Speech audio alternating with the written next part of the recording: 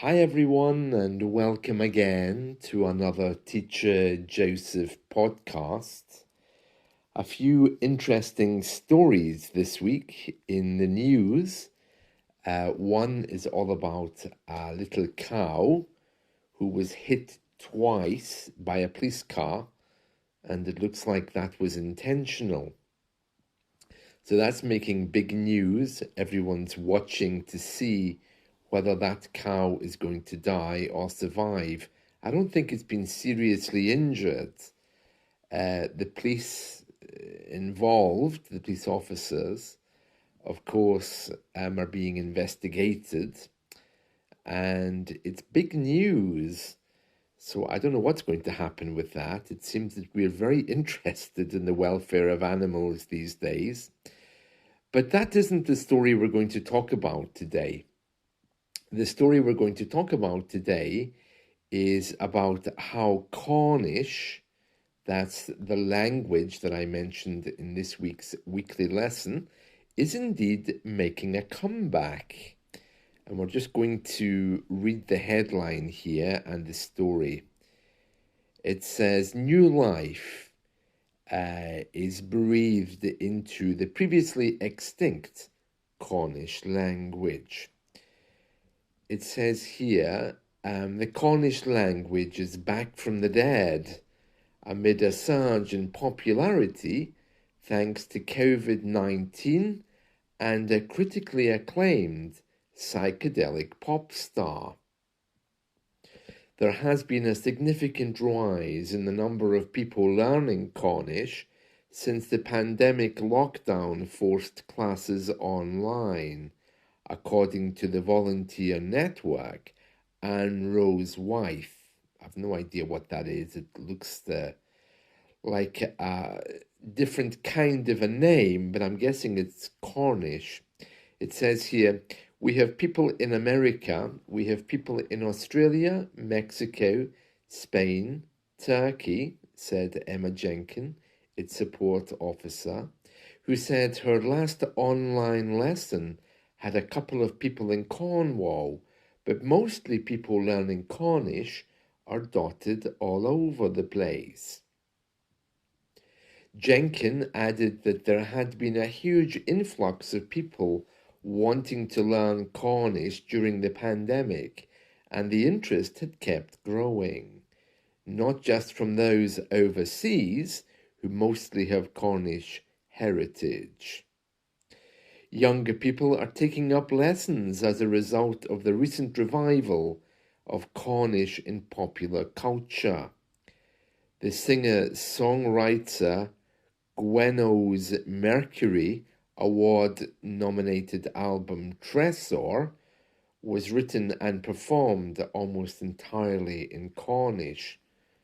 The comedian Edward Rowe, better known as Cernow King, has also helped popularize the language. Oh, very interesting, but very difficult names there, and words that I don't know, like the album name, for example.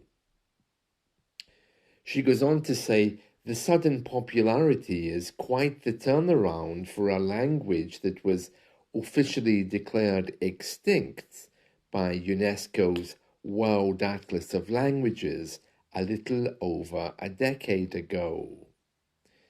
The United Nations Heritage Agency now classifies Cornish as endangered, having been critically endangered in 2010. Only 557 people described themselves as fluent Cornish speakers in the most recent UK census.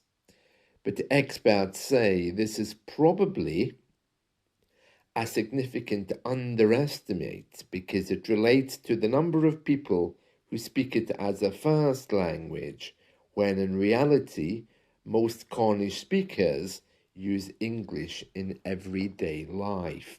Yeah, that would be the same with Scottish Gaelic. The way they ask the questions in the census may lead to misleading information. It says here, a report by Language Magazine. Oh, I didn't know there was one. Language Magazine. I'll need to have a look for that. It says, a report by Language Magazine last year said more than 4,000 people were learning Cornish across the county.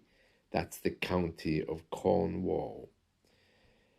According to evidence given to a parliamentary committee, more than 2,000 people were learning the language using the app Memrise, while a further 200 were taking formal adult education classes.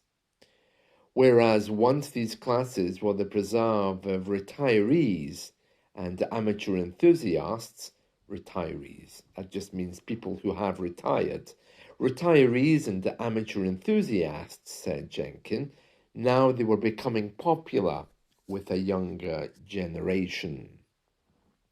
More than 24 primary schools representing more than 9,000 pupils have started learning the ancient language as part of a scheme called Go Cornish. Yeah, it says here that has created its own problem. There are not enough Cornish teachers to meet the demand, according to Jenkin. Yeah, that would be the same here in Scotland. There's not enough Gaelic teachers to work in the Gaelic schools. And obviously in Cornwall, it'll be worse. There's only one school support officer for the whole of Cornwall, and she only works part-time.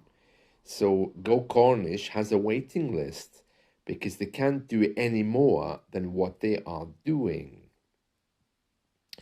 Denzel Monk, chief executive of the independent production company Bosena, said artists such as Gwenno and films such as Bates and En Yes Men by the BAFTA-winning director Mark Jenkin were part of a renaissance in Cornwall's cultural science. Oh, really? Oh, very interesting, isn't it? It's very interesting.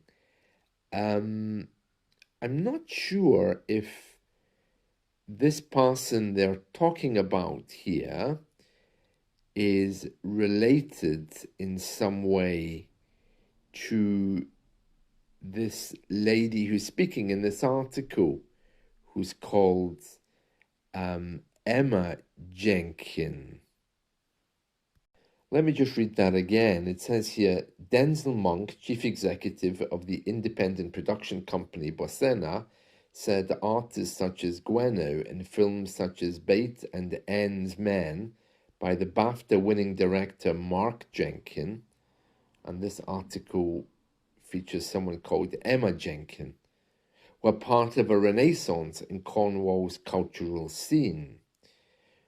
And it says here, when I was growing up, Cornish was seen as a historical thing, and there was just a small number of people learning it, he said. But it's become something that's easy to get into and accepted as something that's fun and an important part of our cultural life. Yeah, that would be the same with Scottish Gaelic. I mean, it is fun. It is a nice thing to get into. I'm not sure of the motives for bringing back Cornish. Again, it seems to be that some people use these things to declare themselves different from our central government. So I don't know exactly where they're going with this, but it's very interesting.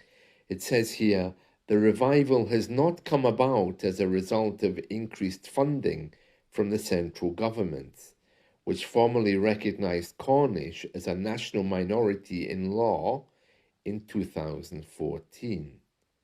Oh, so they're very quick to point out this revival in Cornish has not come as a result of increased funding from the central government. Yeah, so a little bit of a dig there. That means a little bit of a comment, you know, a negative comment about the central government not giving them money.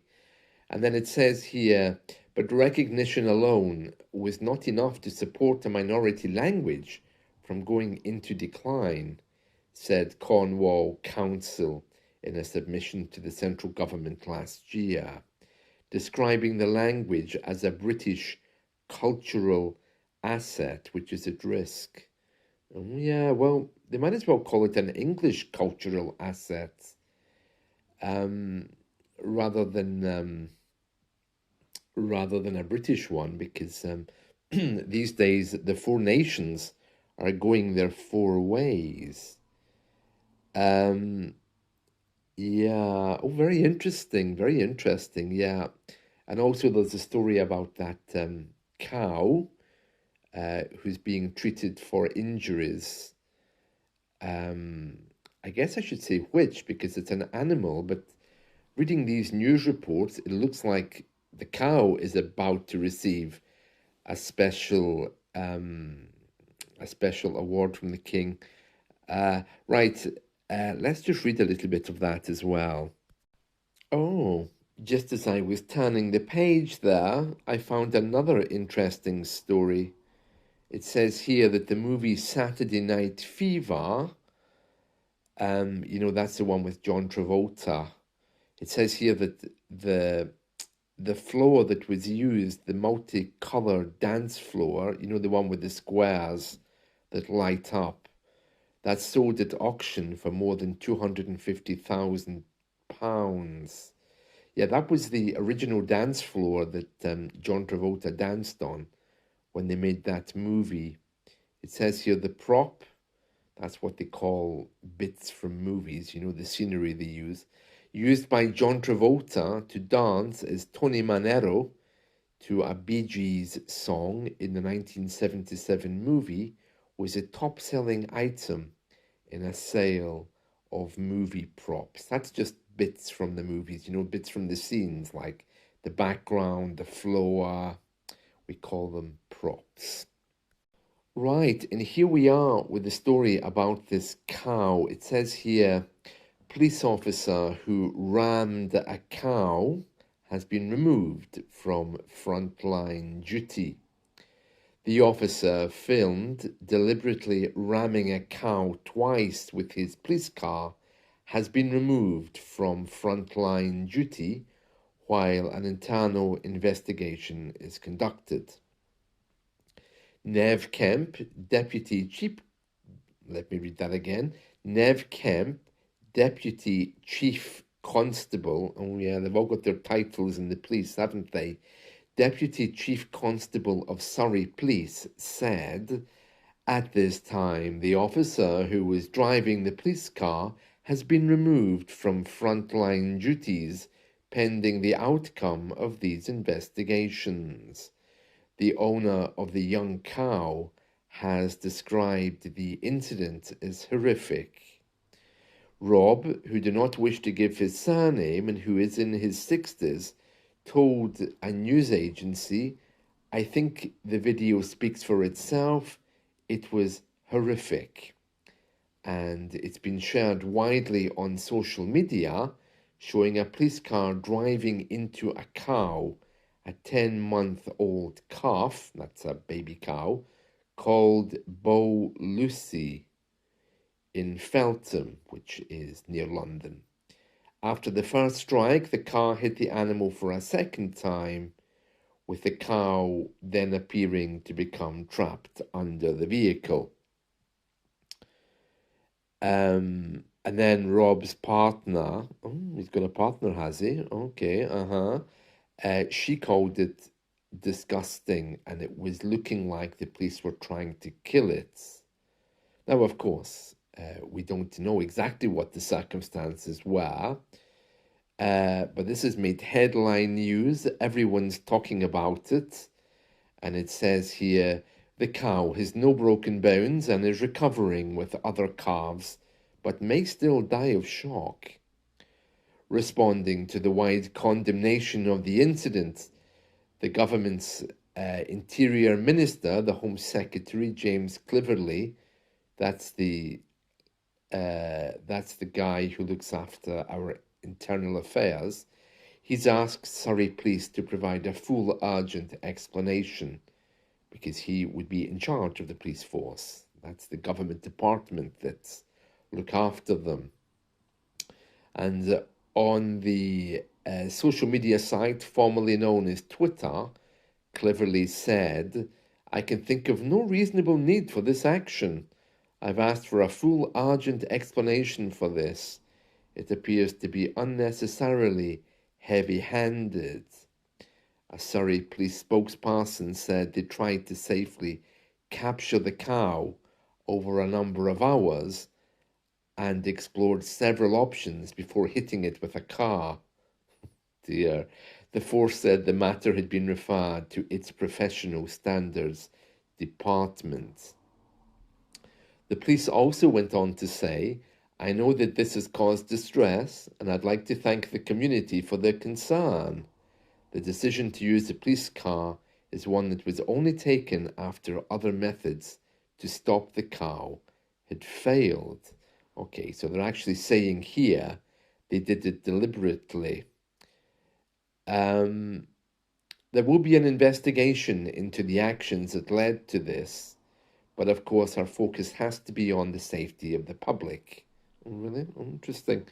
And then it says here that they are referring themselves to their own investigation department. That's the Independent Office for Police Conduct. And they've given a statement to say, "We have been notified by Surrey Police about this incident and that a referral will be made in due course." And then the charity, the Royal Society for the Protection of the Cruelty to Animals, said, "This is a very upsetting and distressing video to watch. We will be getting in touch with the police urgently to understand more." Oh yeah, they can be quite powerful. They have power to come and take away your animal if you don't look after it. The RSPCA, that's our department that deals with animals, and they're like police but for animals. It says here, with help from locals and a vet, the cow was moved to a farm during the early hours of Saturday morning. Now, there's been lots of comments on social media about this.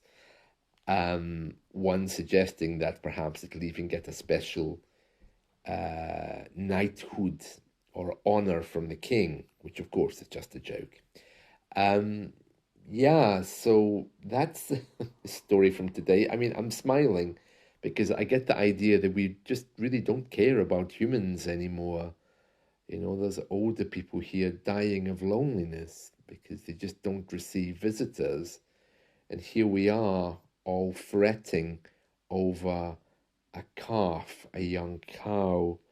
Well, of course, you know, the cow has its own rights. And like any animal, it doesn't deserve to be killed or at least harmed in such a brutal way. So I really do hope it makes the police think.